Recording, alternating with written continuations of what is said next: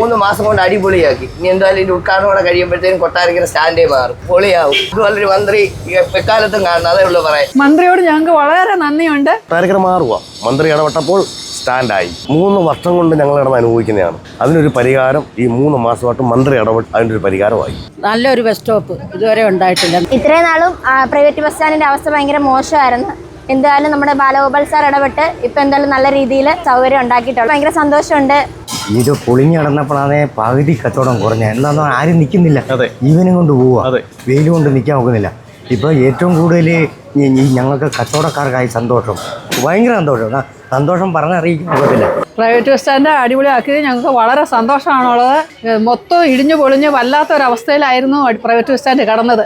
വളരെ ശോചനീയാവസ്ഥയാണ്. പലപ്പോഴും അവിടെ ഒരുപാട് അപകടങ്ങൾ നടന്നിട്ടുണ്ട് സ്പേസ് ഇല്ലാതെ. പക്ഷേ ഇപ്പോൾ എന്തായാലും അടിപൊളിയാക്കി, വളരെ സന്തോഷം. മന്ത്രിക്കും ചെയ്ത എല്ലാവർക്കും ഞങ്ങൾക്കടെ നന്ദിയുണ്ട്. ബസ് സ്റ്റോപ്പൊക്കെ അടിപൊളിയാണ്, ഞങ്ങൾക്ക് വളരെ ഇഷ്ടപ്പെട്ടു. ഒരുപാട് നന്ദി പറയാണ്ട്, നന്ദി പറഞ്ഞാലും തീരത്തില്ല. നല്ല കാര്യമില്ല, ഒരുപാട് നാളുകൊണ്ടുള്ള ഇതില്ലേ. അപ്പോൾ ഇത് പുതിയതായിട്ട് വരുമ്പോൾ തന്നെ എല്ലാവർക്കും സൗകര്യം, യാത്രക്കാർക്ക് പോകാനായാലും വെയിലുള്ളതിരിക്കാം. അടിപൊളിയാക്കി.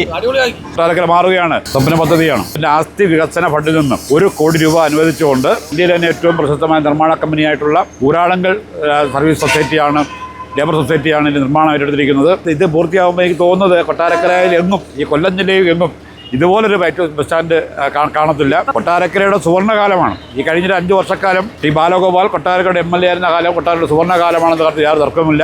1200 കോടി രൂപയുടെ വികസനമാണ് കൊട്ടാരക്കരയിൽ ഈ ബാലഗോപാൽ മുൻകൈയിട്ട് നടപ്പിലാക്കിക്കൊണ്ടിരിക്കുന്നത്. കൊട്ടാരക്കരയുടെ മുഖച്ഛായ മാറിക്കൊണ്ടിരിക്കുക.